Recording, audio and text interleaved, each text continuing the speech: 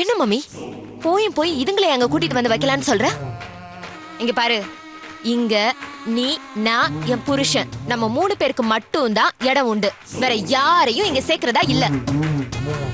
இருந்தாலும் நீ உன் சம்பந்திய ரொம்ப தான் மதிக்கிற. போடி பைத்தியக்காரி, இதுதான் நீ என்ன புரிஞ்சுக்கிட்ட லட்சணமா? உன் மாமியார் இங்க வந்துட்டா அடுத்த வாரமே வேலைக்காரிய நிறுத்திடுவல்ல.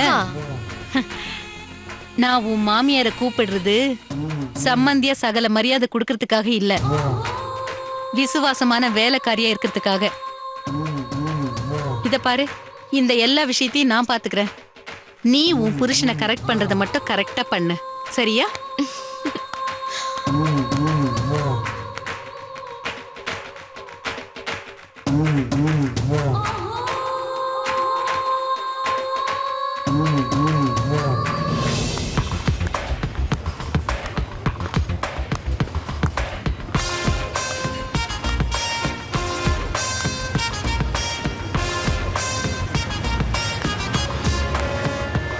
Good morning sir. வணக்கம். வணக்கம் சார். வணக்கம். Good morning sir. Morning sir. Good morning sir. வணக்கம். வணக்கம்.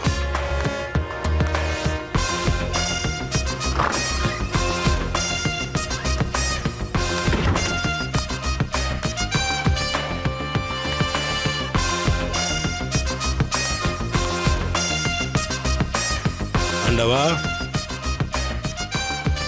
எல்லாம் நல்லபடியா நடக்கணும். நீதான்பா காப்பாத்தணும்.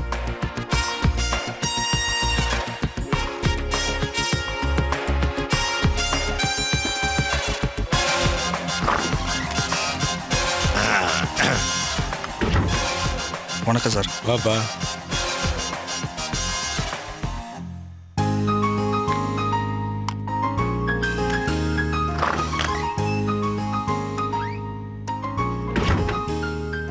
ஹலோ, நான் தான் பேசுறேன். மகேந்திர எங்க? உள்ள வர சொல்லுங்க. நான் மகேந்திரன் பேசுறேன். இந்த நிமிஷம் உங்க லாபம் 40 லட்சம் எனக்கு நல்லா தெரியும். அதுல 10% எனக்கு வந்துடணும். 10%னா 4 லட்சம். நோ, செக்கெல்லாம் வேண்டாம், கேஷாவே கொடுத்துருங்க. சரி சார், செல்வமணி உங்களை கூப்பிடுறாரு சார். யோ, என்னையா நீ மூஞ்சில் அடிச்ச மாதிரி முதலாளி பேரை சொல்ற? எனக்கு முதலாளி நீங்க தானே சார், அவன் இல்லையே. நான் கேட்கறப்ப பணம் தரீங்க, நான் கேட்காத போதும் பணம் தரீங்களே. எனக்கு நீங்க தானே சார் முதலாளி. செல்வமணி என்ன முட்டாள்தனமா நம்புறதுனால தான் அவன் பணத்தை சுருட்ட முடியுது, உனக்கும் பணம் தர முடியுது. என்ன இருந்தாலும் நமக்கு அடிப்படை ஆதாரம் அவன் தான். ஒரு 4 வருஷம் கூட இருந்து மொத்தத்தையும் சுருட்டிட்டு அவனை நடுத்தெருவில் நிறுத்தி